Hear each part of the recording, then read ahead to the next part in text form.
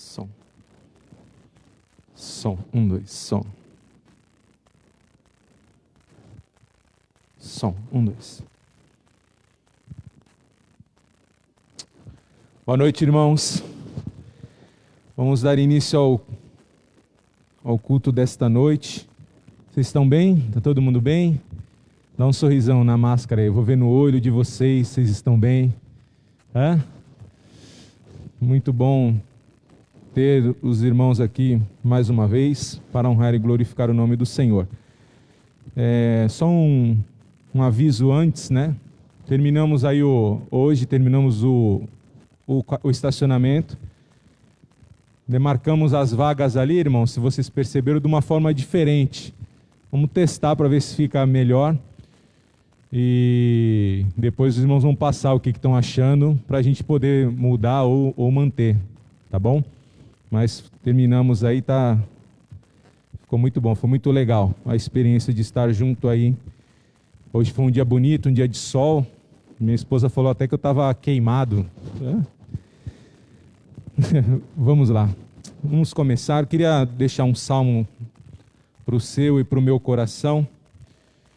Salmo 34, que diz assim: bendirei o Senhor o tempo todo, os meus lábios sempre o louvarão. Minha alma se gloriará no Senhor. Ouçam os oprimidos e se alegrem. Proclamem a grandeza do Senhor comigo. Juntos exaltemos o seu nome. Busquei o Senhor e ele me respondeu. Livrou-me de todos os meus temores. Os que olham para ele estão radiantes de alegria. Seus olhos jamais mostrarão decepção. Este pobre homem clamou, e o Senhor o ouviu, e o libertou de todas as suas tribulações. O anjo do Senhor é sentinela ao redor daqueles que o temem, e os livra. Provem e vejam como o Senhor é bom, como é feliz o homem que nele se refugia. Temam o Senhor, vocês que são seus santos, pois nada falta aos que o temem. Os leões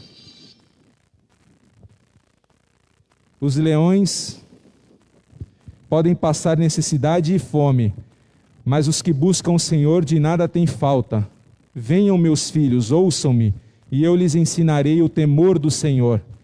Quem de vocês quer amar a vida e deseja ver dias felizes? Guarde a sua língua do mal e os seus lábios da falsidade. Afaste-se do mal e faça o bem, busque a paz com perseverança. Os olhos do Senhor voltam-se para os justos e os seus ouvidos estão atentos ao seu grito de socorro. O rosto do Senhor volta-se contra os que praticam o mal, para apagar da terra a memória deles. Os justos clamam, o Senhor os ouve e os livra de todas as suas tribulações. O Senhor está perto dos que têm o coração quebrantado e salva os de espírito abatido. O justo passa por muitas adversidades, mas o Senhor o livra de todas. Protege todos os seus ossos, nenhum deles será quebrado. A desgraça matará os ímpios e os que odeiam o justo serão condenados. O Senhor redime a vida dos seus servos. Ninguém que nele se refugia será condenado. Amém?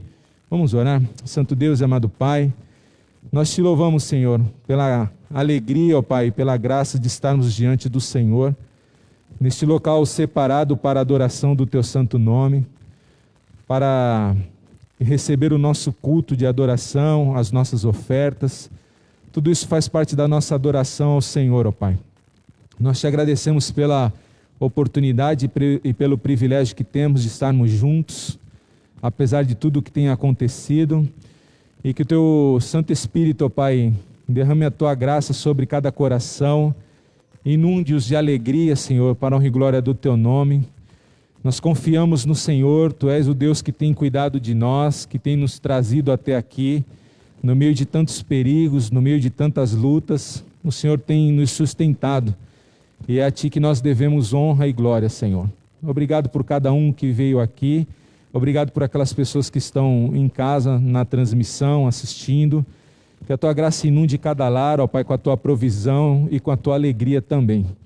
Fica conosco, ó Pai, recebe a nossa adoração, o nosso louvor, a palavra que será ministrada aos corações, fale poderosamente, ó Pai, transformando nossas vidas para a honra e glória do Teu nome. Essa é a nossa oração que fazemos, no nome de Jesus.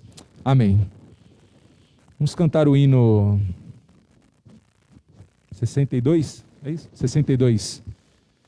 Vamos colocar de pé, irmãos? Dá uma cotovelada no seu irmão. Vamos fazer os dois já. A gente vai cantar 2 hinos. Se no segundo hino você pode vir dedicar os teus dízimos e ofertas, tá bom? Dá uma cotovelada no teu irmão aí, dá um tchauzinho para ele. Diz que bom que você está aqui. Pode falar em voz alta, não tem problema. Nós estamos alegres por estarmos na casa do Senhor.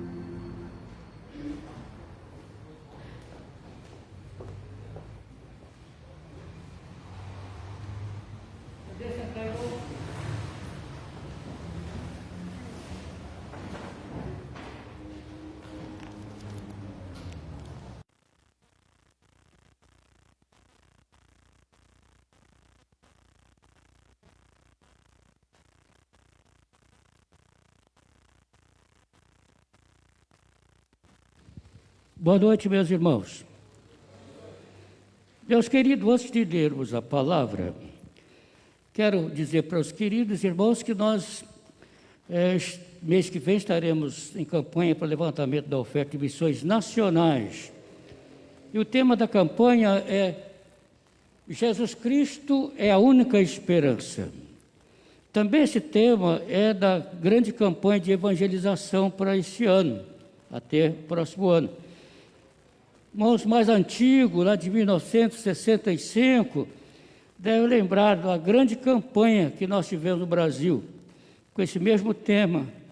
E as igrejas batistas tinham o desafio de dobrar o número de membros, e nós ultrapassamos naquela época. O desafio agora é o mesmo, é que cada membro da igreja ganhar mais um. Trazer mais um e ver esse irmão integrado aqui na igreja. Jovens ganhando jovens, adolescentes ganhando adolescentes, as irmãs ganhando irmãs, os irmãos adultos ganhando irmãos adultos, criança ganhando outra criança, para fecharmos aí no final do próximo ano com o dobro de membros dessa igreja.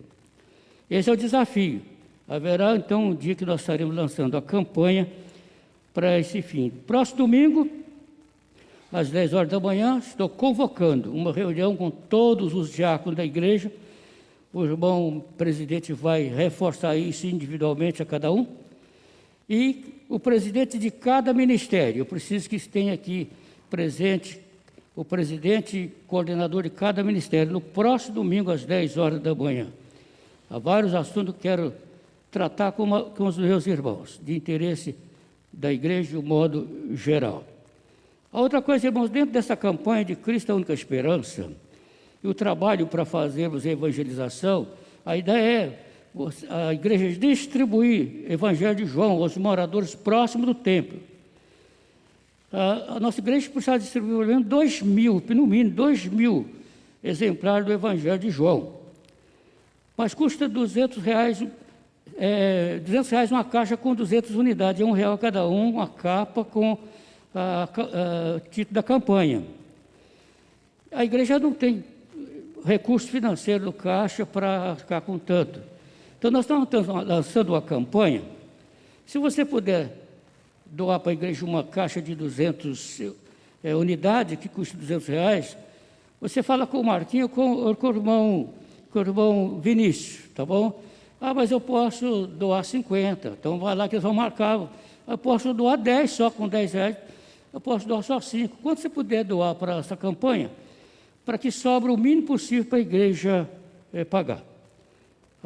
Um irmão já doou uma caixa de 200 unidades. Então, eu gostaria de desafiar os irmãos aqui, e os irmãos que estão em casa, nos acompanhando, a nos ajudar nessa campanha. Marquinhos, fica de pé.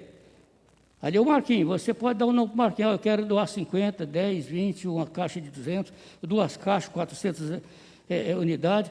Ou com o Vinícius, aquele que magrinho estava aqui na frente na abertura do culto. Tá bom? Obrigado, Marquinhos.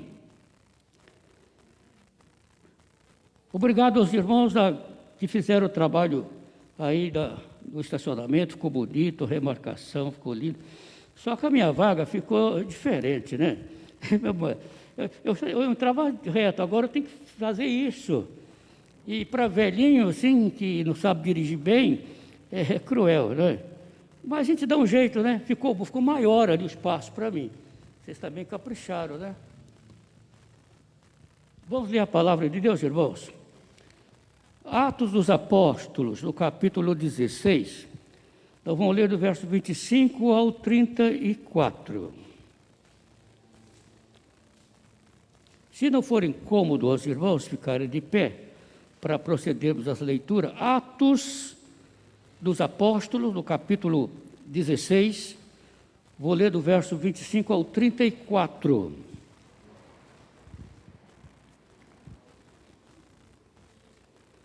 A palavra do Senhor nos diz assim: perto da meia-noite, Paulo e Silas oravam e cantavam hinos a Deus, e os outros presos os escutavam. E de repente sobreveio um tão grande terremoto, que os alicerces do cárcere se moveram, e logo se abriram todas as portas, e foram soltas as prisões de todos.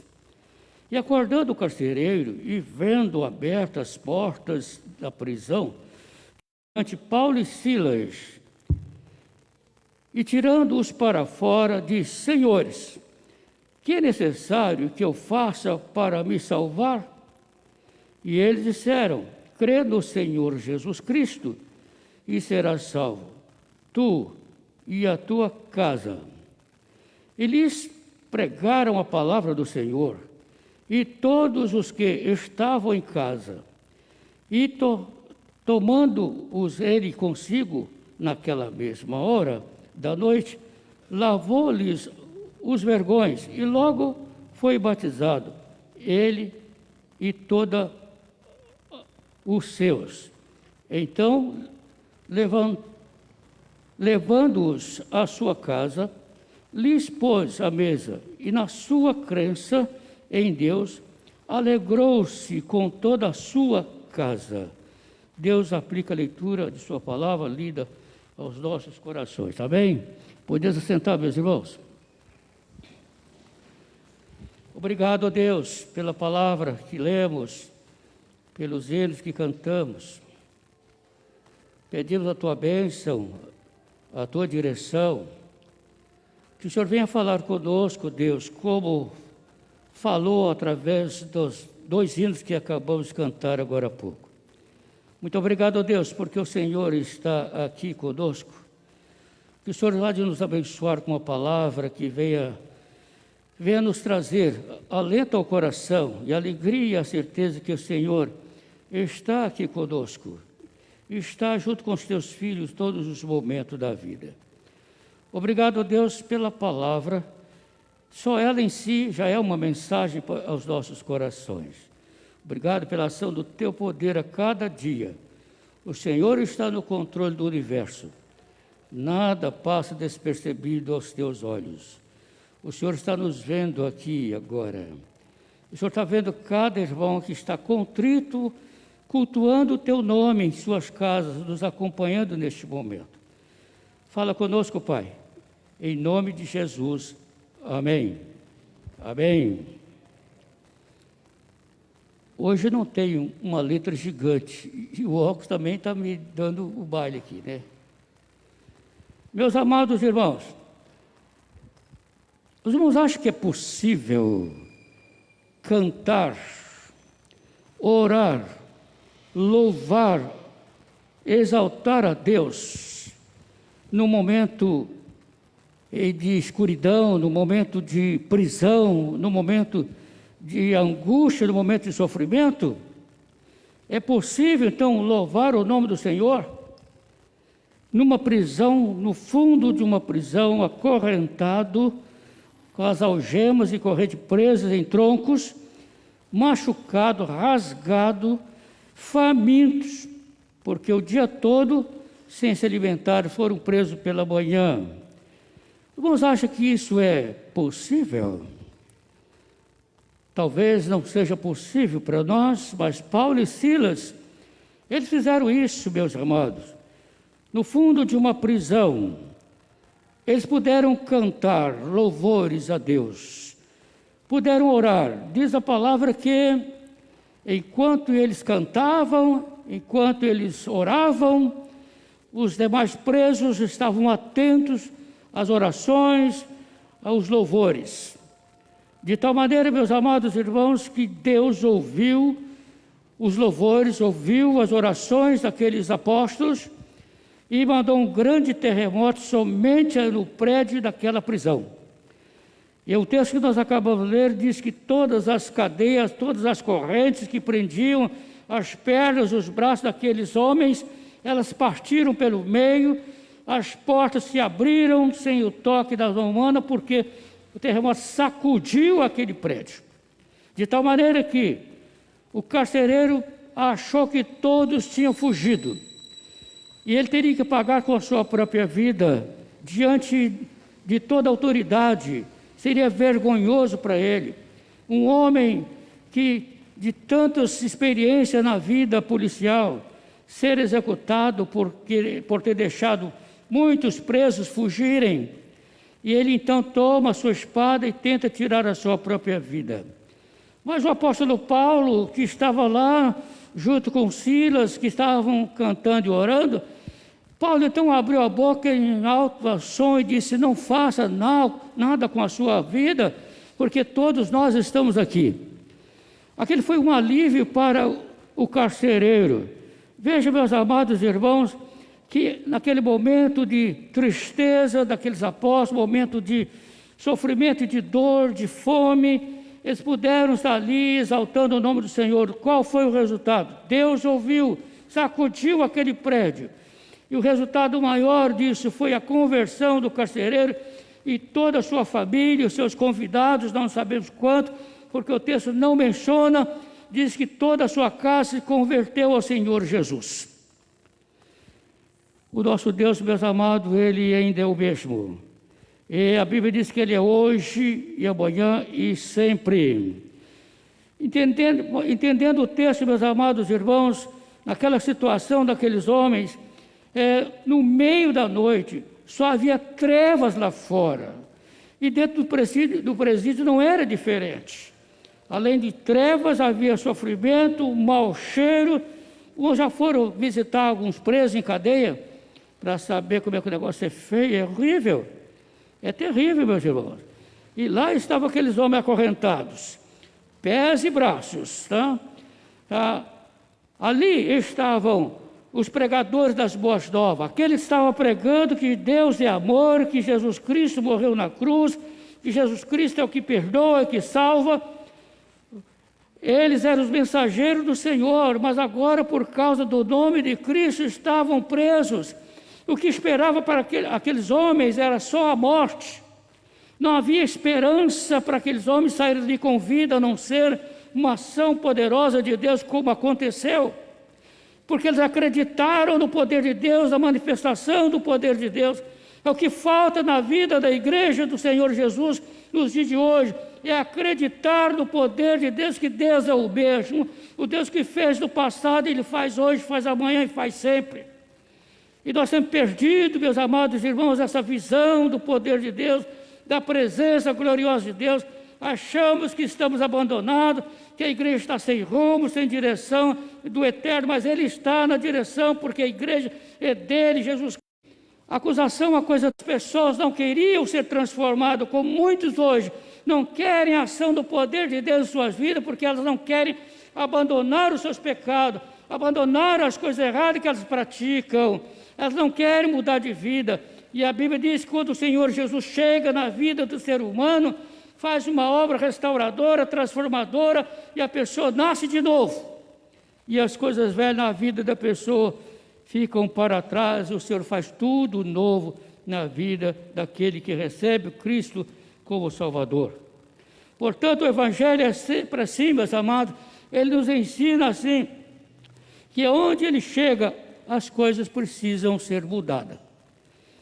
Eu preciso aceitar a mudança que o Senhor faz na minha vida. Eu preciso aceitar que a ação dele é de mudar, fazer-me um novo homem, fazer de você um novo homem, uma nova mulher, um servo de Deus, uma serva de Deus, para servir o Senhor e aguardar a vinda do Pai, que em breve virá buscar a sua igreja.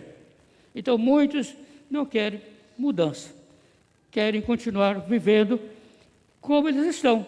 E muitos costumam ir para as igrejas e não mudam de vida. Continuam nas orgias mundanas, nos seus pecados, na bebedeira, nos adultérios, nas fornicações, por aí, pensando que ninguém está vendo, mas Deus está vendo todas as coisas. Nada passa despercebido aos olhos do Eterno. Portanto, aonde eu estiver, eu devo brilhar a luz de Cristo. Eu sou um representante do Reino Eterno aonde eu estiver. A luz de Cristo tem que ser vista em mim, através do meu testemunho de uma vida diferente daquela que eu vivia antes, uma vida diferente daqueles que estão ao meu redor, que estão sem esperança da vida eterna. Eu tenho que fazer a diferença. Então o Evangelho, meus irmãos, é transformador. Ele transforma de uma maneira radical aquele que crê em Jesus como Salvador. Não foi assim que aconteceu em sua vida? O Senhor mudou a sua vida? Você nem sabe explicar, só sabe que você era perdido, estava envolvido em pecado, envolvido em vícios, mas o Senhor arrancou tudo isso de você, fez de você uma nova criatura, um verdadeiro servo do Senhor Jesus. Nós não sabemos explicar, é obra do Espírito Santo, é inexplicável aos olhos humanos. Então muitos não querem, meus amados, entregar suas vidas a Jesus, porque é andar na contramão da vida e que ela estava andando antes da conversão. É uma mudança, uma meia volta que se dá na vida quando você toma uma decisão por Cristo. Porque as pessoas, quando abrem o coração para Jesus, elas passam a andar na contramão das orgias do pecado. Então Jesus muda o nosso modo de viver, Ele muda o nosso modo de pensar, Ele muda a nossa linguagem. Nós não falamos mais a linguagem mundana, a linguagem do diabo, a linguagem do inferno. Nós falamos a linguagem do céu, porque somos cidadãos dos céus. Nós não somos mais cidadãos aqui deste mundo vil e perdido. Então as pessoas preferem viver na escuridão da vida sem Deus, do que andar na luz de Cristo. Jesus disse: aquele que vem a Ele anda na luz, não anda mais nas trevas. Ele disse: eu sou a luz do mundo, quem me segue não andará em trevas.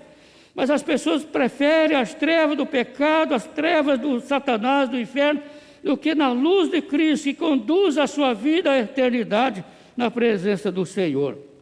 Os apóstolos estavam sangrando, meus amados, naquela prisão. Eles estavam sofrendo dores, estavam famintos, estavam rasgados, no meio daquela escuridão, sangue, lágrima e dor. Mas mesmo assim eles oravam e cantavam ao Senhor, o nosso Deus. Eles exaltavam o nome de Cristo Jesus, o nosso Salvador. E às vezes nós, em meio à nossa saúde, nosso estado emocional equilibrado, nossa vida financeira equilibrada, nós às vezes não louvamos o nosso Deus. A nossa igreja é uma igreja que gosta de cantar. Mas é difícil quando você está numa igreja que vai cantar um hino, a congregação, o pessoal fica com a boca fechada. E não abre a boca para cantar. Não é que ele não esteja louvando, ele pode estar louvando em espírito. Mas o bom é abrir sua boca e louvar, exaltar o nome do nosso Deus, em expressão de gratidão por todos os benefícios que o Senhor tem feito em sua vida. Meus amados, o terremoto aconteceu somente naquele local, porque era a resposta de Deus, era o livramento de Deus para os seus servos. Deus tirou os seus servos dali, como tirou muitas outras vezes. O próprio Pedro, numa prisão, o anjo chegou lá e arrancou Pedro daquela prisão e saiu com ele caminhando pelas ruas de Jerusalém e mandou que ele seguisse o curso da vida como mensageiro, como apóstolo, pregador do Evangelho de Cristo. Hoje nós vivemos um tempo de certa liberdade ainda em nosso país, mas existem países que você não pode pregar o Evangelho. Você não pode falar o nome de Jesus se você perde sua própria vida. Senhores, o que farei para ser salvo? Isso faz me lembrar de um jovem que se aproximou de Jesus Cristo fazendo a mesma pergunta: bom mestre, o que hei de fazer para ser salvo, para ter a vida eterna? A Bíblia diz que o Senhor Jesus olhou para aquele moço, um jovem interessado em saber sobre a salvação, sobre coisas espirituais, em saber coisa do céu. É maravilhoso quando vê um jovem interessado pelas coisas de Deus. E o Senhor, a Bíblia diz que o Senhor olhou para ele, o amou, e lhe fez uma pergunta: jovem, você sabe os mandamentos? Ele disse: Senhor, eu tenho guardado desde a minha infância. E o Senhor cita para ele os mandamentos. Ele disse que ele guardava os mandamentos, mas não era salvo. Guardar os mandamentos não quer dizer que você é salvo. Você pode saber a Bíblia, você pode ser pregador do Evangelho, pode ser uma pessoa não salva. Você pode ser membro de igreja, pode ser coordenador de ministério, você pode ser pastor, mas você pode não ser salvo. Porque a salvação é uma experiência individual de cada um. Ninguém é capaz de dizer para você que você não é salvo, não tem autoridade para isso. Isso é questão pessoal entre você e Deus. Naquele momento é o Senhor dizer para ele: olha, rapaz, maravilhoso, glória ao eterno. Você guarda os mandamentos, já está garantido o céu para você. Continua vivendo assim. Mas não foi isso que Jesus falou para ele. Ao mesmo tempo que Jesus amou aquele moço e lançou para ele a pergunta, o Senhor sabia que passava na mente e no coração dele. O Senhor sabia que aquele moço era muito rico e sabia que seu coração e sua mente estavam nas suas riquezas, não nas coisas espirituais. Guardava os mandamentos, mas o seu coração não estava nos ensinamentos dos mandamentos. O seu coração somente estava voltado para os bens materiais que ele possuía. E o Senhor, sabendo disso, para experimentar se realmente qual era a reação dele, disse: vai e vende tudo que você tem. Divide com os pobres. Você volta e segue-me e terás um tesouro no céu. E o Senhor matou verdadeiramente a charada que pensava aquele moço, porque o Senhor Jesus é onisciente, sabe todas as coisas. Ele havia criado aquele moço conforme a imagem e semelhança dele, sabia todos os pensamentos, como o Senhor sabe todos os nossos pensamentos. Antes de pensar em alguma coisa, antes de falarmos qualquer coisa, tudo o Senhor sabe. Você não precisa falar alto, basta pensar, que o Senhor já sabe que você está pensando. E diz a Bíblia que aquele moço se aborreceu com Jesus. Ele ficou muito triste com Jesus, porque ele esperava uma outra resposta. Ele se foi. E Jesus olha para os seus seguidores, porque ele estava ensinando, preparando aqueles homens para continuar o trabalho após a sua morte. Ele disse: ó, como é difícil um rico entrar no reino dos céus. É mais fácil passar um camelo pelo fundo de uma agulha que um rico entrar no céu. Fundo de agulha aqui, mas não é fundo de agulha que as irmãs passam a linha lá, não. É uma porta que tem lá em Jerusalém, uma porta apertada, né? Não dá para passar o camelo, mas se empurrasse, daria para empurrar o camelo e fazer passar por ali. É porta chamada fundo de agulha, porque Jesus falou isso. Então é mais fácil empurrar um camelo por aquela portinhola do que um rico entrar no céu. Isso não é que Deus condena a riqueza. Condena quando você coloca o seu coração nas coisas materiais. Jesus diz que você não pode amar a Deus e a mamon. Não pode amar a Deus e o dinheiro, não. Ou você ama a Deus acima de todas as coisas, ou você não ama. Deus tem que ocupar o primeiro lugar na sua vida. Então essa foi a pergunta que o homem, em ato de desespero, fez. Essa pergunta deve ser feita por aqueles que também ainda não são salvos por Cristo Jesus. Deve perguntar: Senhor, o que devo fazer para ser salvo? Mas a resposta será a mesma dos apóstolos: crer no Senhor Jesus Cristo tão somente, e entregar sua vida ao Senhor, seguir os seus ensinamentos, os seus caminhos eternos. Então você faz a pergunta, mas Deus lhe dá a resposta. Você decide e Jesus salva você. Aquele carcereiro estava perdido, como milhões e milhões estão perdidos hoje. Quem sabe você que está nos ouvindo em sua casa, que ainda não é crente, não é salvo por Cristo Jesus, sua situação é igual a do carcereiro antes de entregar a vida ao Senhor. Clame aí, peça a misericórdia do Senhor, diz: Senhor, tem misericórdia de mim, salva-me, me liberta dos meus vícios, dos meus pecados, transforma minha vida, como o Senhor fez a vida do carcereiro. E Ele fará isso se você assim o desejar e pedir de todo o seu coração. Porque Deus é um Deus de amor, um Deus de misericórdia. É por isso que o Senhor Jesus lança o convite para que todos venham a Ele, todos cansados, oprimidos, que venham a Ele. Ele vai trocar o fardo, tirar o fardo pesado e dar um fardo suave e leve, fácil de ser transportado, porque ainda conta com a ajuda do Senhor. O Satanás não faz isso, não. Ele lança uma carga pesada em seus ombros, te enche de vício, de tudo quanto é sorte do mal. E ele não te ajuda a carregar, não. Ele fica de lado dando risada, que você está sendo um cavalo dele. É isso, a expressão no meio do satanismo, da macumbaria, é cavalo. O camarada é um cavalo, está transportando o demônio do seu corpo através das drogas, dos vícios que ele tem. Porque está longe do Senhor, está sendo um meio de transporte do inimigo, das coisas do inimigo, não de Deus. E o Senhor convida você para que venha a Ele, vai tirar esse fardo pesado dos seus ombros, vai te dar um fardo suave e leve. E aí Ele ainda disse: estarei com você todos os dias da vida, até a consumação dos séculos. Jesus é maravilhoso.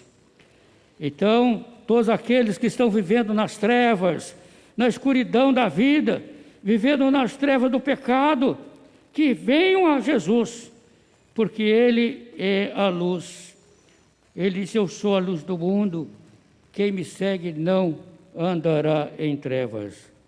Saia das trevas dos seus pecados e venha andar na luz de Cristo, assim como fez o carcereiro, como fez milhares e milhares de pessoas da face da terra.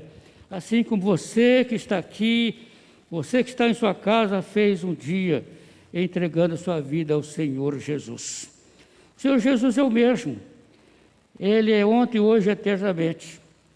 Diante desse grande desafio da nossa campanha, Cristo é a única esperança. Você precisa evangelizar seu pai e sua mãe, evangelizar seus irmãos, evangelizar seus filhos. Senta com seus filhos para falar de Cristo para eles. Leva os seus filhos a Cristo e traga seus filhos, integrando-os na igreja do Senhor Jesus, para que eles também possam caminhar com você em direção das mansões eternas. Ame seus filhos. Não, se você ama de fato seus filhos e não quer que seus filhos sejam lançados nas profundezas do inferno, fale do amor de Deus para eles, da misericórdia de Deus, do poder de Deus de perdoar e salvar. Faça um convite para que eles entreguem suas vidas ao Senhor Jesus. Se a sua esposa não é crente, faça o mesmo. Se seu esposo não é crente, faça o mesmo. Você é responsável por evangelizar aquele que está mais próximo de você. Você tem a responsabilidade de trazer essas pessoas para Cristo. Você tem a responsabilidade de trazer as pessoas e fazer a integração delas no seio da igreja, no corpo de Cristo, que é a igreja. Você precisa tomar uma posição de fazer isso, porque Jesus está voltando. Ele quer salvar mais e mais pessoas, mas para tanto, Ele quer que você faça a sua parte. Ele quer que eu faça a minha parte também. Portanto, meus amados, vivemos num mundo mau, num mundo traiçoeiro, num mundo cheio de orgias e pecado, num mundo que está perdido, sem Cristo e salvação. Um mundo que cada dia está mudando mais para o mal. Cada dia o mundo caminha mais em direção do mal, mais em direção de Satanás. Porque as pessoas perderam a capacidade de adorar a Deus para adorar Satanás. Há mais adoradores do diabo do que de Cristo. Isso é de arrepiar, meus irmãos. E saber que muitos que seguiam conosco não seguem mais, estão no mundo. Estão perdidos, estão um passo do inferno. Mas ainda pode mudar. É só voltar para Cristo e ficar um passo do céu. Todas as pessoas salvas por Cristo Jesus, eles estão a um passo do céu. Porque a qualquer momento a morte vem e você vai para o céu. Se você é salvo, vai para o céu. Ou Jesus desça com poder e glória, porque está chegando a hora, meus irmãos. A cada momento surge novas novidades para o mundo, para nós servos. Nada é novidade que estão acontecendo aí fora. Veja que o céu tem dando sinais atrás do outro, da vinda de aviso da vinda de Cristo. Mas, irmãos, era comum você ver uma estrela cair. Agora já está vendo 200, 300 caindo ao mesmo tempo. Para os cientistas isso é uma coisa natural, mas para nós são sinais da vinda de Cristo. E por isso nós devemos estar prontos, devemos estar preparados. É por isso que nós devemos obedecer ao Senhor. É por isso que nós devemos seguir os seus caminhos, a sua palavra. Porque você pode ser surpreendido. Jesus pode voltar e você pode ficar para trás. Quem ficar para trás acabou, não há mais esperança. Não há segunda chance. Acabou. A chance que você tem é hoje, é agora. E por isso que a Bíblia diz hoje, quando ouvirdes a voz do Espírito Santo, não endureçais os vossos corações. Que o Senhor nos abençoe. Amém? Vamos ficar de pé para orar? Obrigado, Deus, por mais esse momento de estarmos juntos diante do Senhor. Obrigado pela palavra do Senhor lida, exposta aos nossos corações. Obrigado pelos louvores. Obrigado, Deus, pela presença dos irmãos aqui. E, acima de tudo, Deus, muito obrigado pela presença do Senhor. Que agora, Deus, ao sairmos daqui, pedimos que o Senhor nos leve em paz e segurança para os nossos lares, nos guardando, nos protegendo, nos livrando de todo o mal. Assim como a palavra do Senhor lida hoje, nos declara que o anjo do Senhor está próximo daqueles que temem a Deus, está acampado ao redor do servo do Senhor. Sinal que o Senhor anda conosco em todos os momentos, nos dando a proteção. E nós cremos em Tua palavra. E agora que o grande amor de Deus, o nosso Pai, que a graça salvadora de nosso Senhor e Salvador Jesus Cristo, e as consolações do Espírito Santo, seja, Deus, com a Igreja Batista de Areia Branca aqui representada, e com todo o Teu povo na face da terra, desde agora, Senhor, e para todo sempre. Amém. E o povo de Deus disse: amém. Poder sentar, meus irmãos. Eu quero pedir aos irmãos que dê seus nomes, fazer a inscrição. Muitos irmãos têm vindo sem dar seus nomes. Nós não podemos ultrapassar o limite, porque ainda estamos no protocolo ainda antigo, e até que haja uma mudança. Dê o seu nome lá para nosso controle, para sabermos quantas pessoas estão inscritas para participar do culto conosco. Que o Senhor os abençoe. Amém.